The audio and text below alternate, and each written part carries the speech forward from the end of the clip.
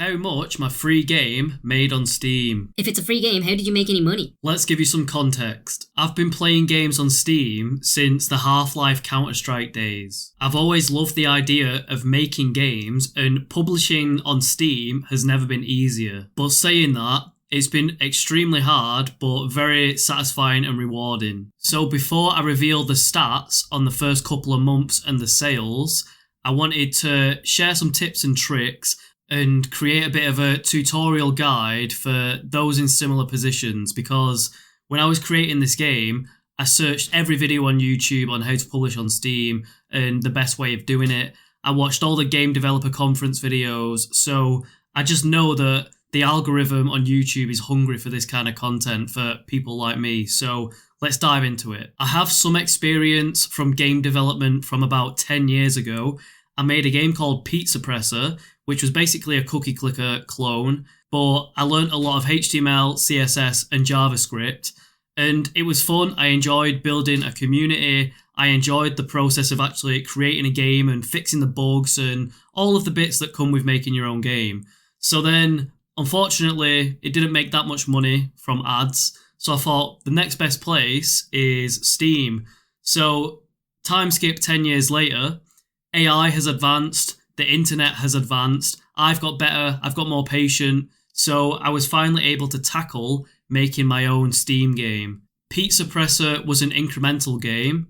There was very little art involved. It was just numbers, some code, some emojis. I wanted to level up from that this time, but being a solo developer creating a game is very hard. Like, you need so many different skills that all need to come together to create a product. But thanks to AI, specifically ChatGPT, the coding's helpful, but the art that comes out of there is absolutely amazing. So I dived down the art generator side of it, and I got all the art I needed, which was my big hurdle in the past. So my real job is creating books and publishing them on Kindle. So I was creating these cover models for my stories. So when I saw how good it was getting, I could do all the fantasy ideas I had in my head. And then that's when Battle Babes was born. I thought, all this AI art, I can turn into like a trading card game, and I can just keep adding cards forever. Like, as AI gets better, the images will get better, and I'll just keep putting updates out and improving the game. So when you first start out, you need to decide what kind of game engine you want to develop your game on. So because I started with Pizzapressor, that was HTML, CSS, and JavaScript on a web browser. So in order to publish on Steam, you need to actually make like an application, like a .exe. So immediately, my first hurdle before I'd even started is deciding what game engine to use. So the two main ones are Unity and Unreal. But Godot, I don't even know how you pronounce it, that's also emerging. There's other kits like Game Maker and things like that. But Unreal and Unity seem to be the main ones. And for me, I tried Unity in the past and it was way too complicated. I just gave up after 15 minutes. Then when I downloaded Unreal Engine, I loaded one of the templates and got a guy running around. I was like, wow, this is really good. But then after that, it's like, you're just in the middle of the sea. If you don't have coding knowledge or game engine knowledge, you don't even know how to start. You don't even know where to look to start. So this is how I ended up down the YouTube rabbit hole and asking the internet for advice. And then during my research phase, I found the Unity Asset Store.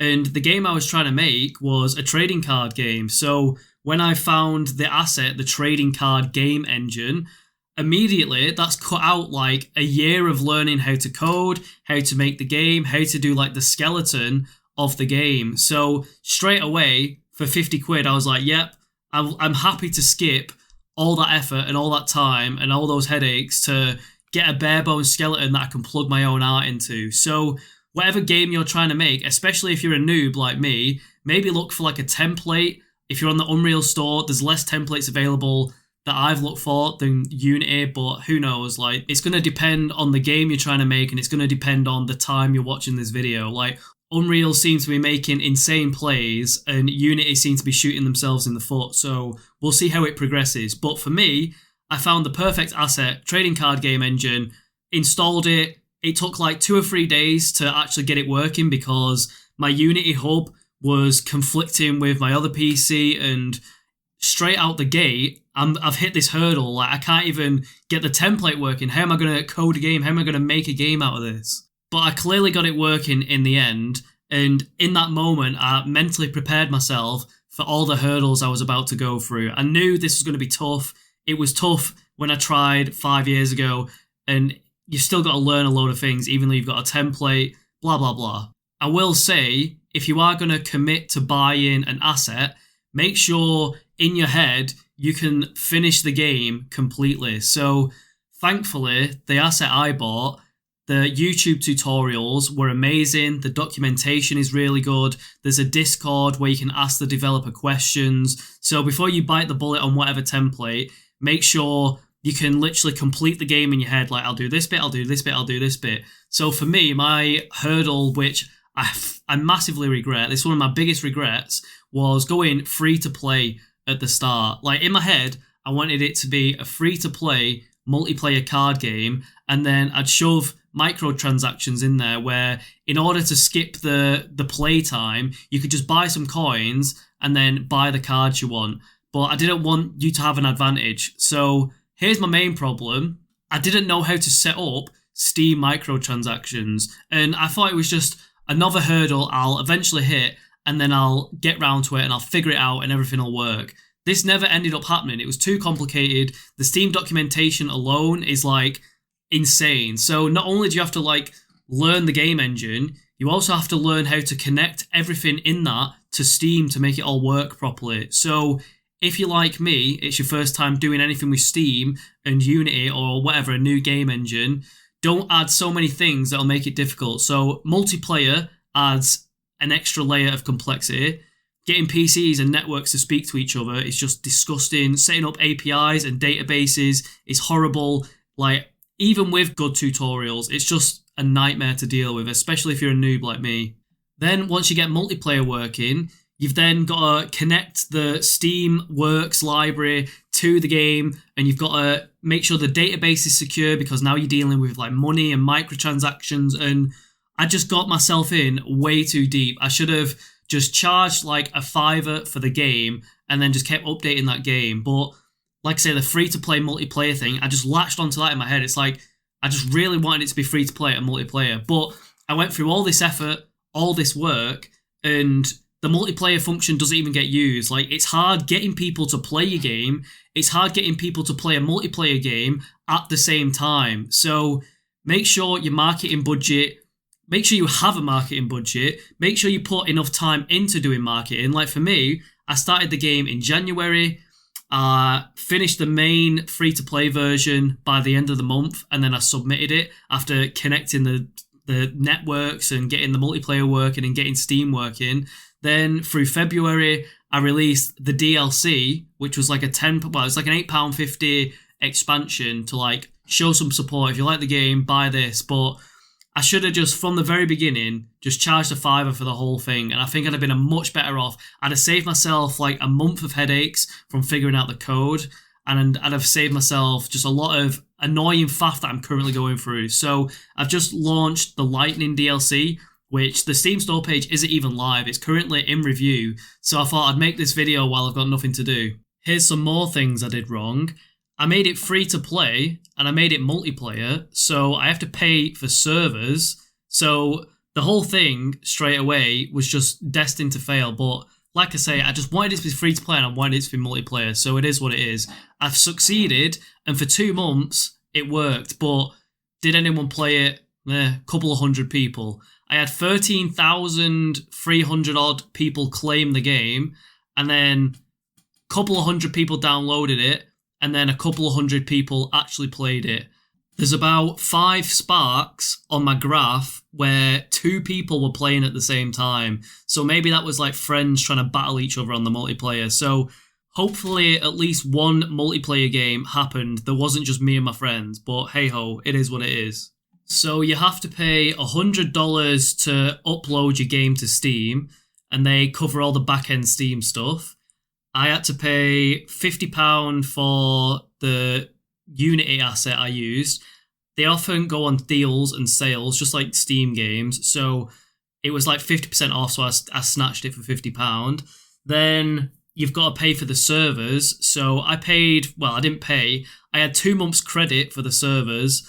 And when I realized that the game was not going to make any money despite releasing DLC, I just cut it before it even charged me money. So there was an awkward moment where you couldn't even get onto the game because I had to make like a third-party account thing. This is it, like the layers to it all. I should have just made a simple single-player game, like trading card game, and then expanded into all this. But because I went multiplayer, it just added like 4 extra layers of really annoying things to it. So what I've just done is I've deleted the servers and the databases so I'm not losing money, and I've uploaded new versions of the game where it gets rid of the account screen, because once you delete the servers, they can no longer log into the game. So don't add a third-party account system into your game.